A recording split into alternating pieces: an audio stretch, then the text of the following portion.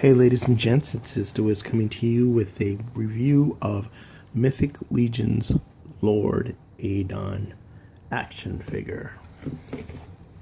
Lord Aydon. Let me read the bio for you real quickly. Lord Aydon, an ancient wood elf of the First Age, Lord Aristaeus Aydon serves as the stern and wise advisor to Queen Artemyss Silverchord. When Artemyss was orphaned in her formative years, it was her uncle Aristaeus that stepped up to fulfill the role of surrogate parent. Although his disposition is icy and his teachings are strict, Lord Aydon's love for Artemyss is revealed by the fiery manner in which he protects his queen and her beloved people. Lord Aydon. All right. I have to confess that looking at Lord Aydon for the first time, he comes across as quite arrogant. Another one of these faces that have a ton of personality. And it might have something to do with him being an elf, cultivated, refined, ancient culture, that's made things of great beauty, and so a touch of arrogance. I think the arch of his brow and the way his lip is pursed, but the bio threw me a curve. He's Artemyss Silverchord's mentor, and he cares very deeply about his people. He just looks like a the male equivalent of a resting bee face, right? Freya and him, their countenances are so cold that they just, you don't want to mess with them. You don't want to talk to them. You don't want to say the wrong thing. But this is an absolutely beautiful figure. He has a crown on his head with a tiny little antlers, like maybe a jackalope antlers on his head, as opposed to Queen Artemyss Silverchord, who has the giant those giant antlers just spreading every which way from her brow. So he is nobility, but lesser nobility. The thing that really makes this figure stand out, I think, is the paint. Obviously the sculpt is exquisite, as it always is with the Four Horsemen action figures, but in this particular instance, the deep greens and the gold and the way they sort of offset from each other, and just look how perfectly this elven shield is painted. I think we get some of these with the new weapons pack, but the green and the blue and the gold and just those perfectly shaped curves, kudos to whoever sculpted, designed, or created this, because they captured the elven aesthetic so perfectly. That shield is absolutely great.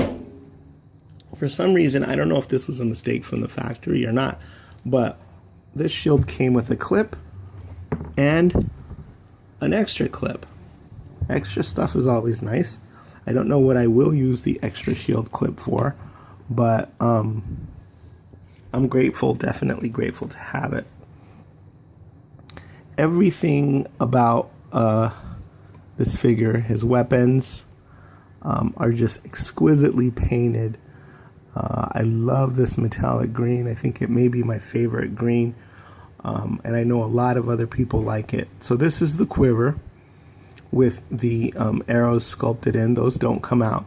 But then you do get a loose arrow, which you can actually knock in the bow. So he comes with a regular sort of run-of-the-mill sword, which you see there. And then he comes with this long sword, which has more of those curves, and I think suits him well. But I suspect a lot of people are going to want to pose him with his bow. Let's take a look at the figure and just take some time to appreciate this paint job and what a great job was done on it. The metallic green up here, the pauldrons, there's a wash, so there's a bit of wear. There's also a wash on the gauntlets. It's not all just bright and shiny. His weapons are kept in pristine condition, but the leather of his armor over the torso, the gauntlets, and the armor look lived in and, while exquisitely designed and sculpted, they look like they have some use. So they've seen some use running through the forest or whatever. I love the wash on this coppery upper leg armor. And I love those tiny little touches of blue all the way along the inside. I mean, who comes up with these color schemes? I don't know if Sherry has, and I'm sure Sherry and Eric collaborate on a lot of these, but I mean, who thinks of this copper and then metallic green and blue and gold and everything going together so beautifully? Look at the back of this figure. It's kind of why I had to kind of sort of pose them with all these works of art, because the green here just created a masterpiece. And take a look at his hair. It's also got black streaks on it and a wash as well. So a lord, but yet one who can be trusted to, do his part in battle. The eyes are squinted a bit, and the brows are arched, and he has two scars, symmetrical, neck running parallel on his right cheek there, as you can see. So that also gives him, sort of a pissed off look, I think. Those are really, really nicely painted and sculpted into the figure's face. So as you can see, hopefully this is in focus. Just exactly what I was talking about when it comes to how stern his countenance is. A very, very no-nonsense type of character, and we can see why Artemyss Silverchord was trained so well, and how she can be such an effective leader. So let me show you the bow. Here it is. Comes with an elastic string. Again, the curves are unmistakably elvish. And here is how you nock the arrow. Someone on my channel told me that you have to be careful with these because they can shoot out. I don't think they're dangerous at all, but someone says that it shot out a ways and I think landed in a cup of water or something. So be careful while knocking your arrow that you don't poke your eyeball out. I don't think that's a concern really, but it's always better to be safe than sorry. So there's the arrow knocked, and I think most people will probably be posing Aydon holding his bow and ready to shoot his arrow. Oh, there it went. See? You guys got to see that.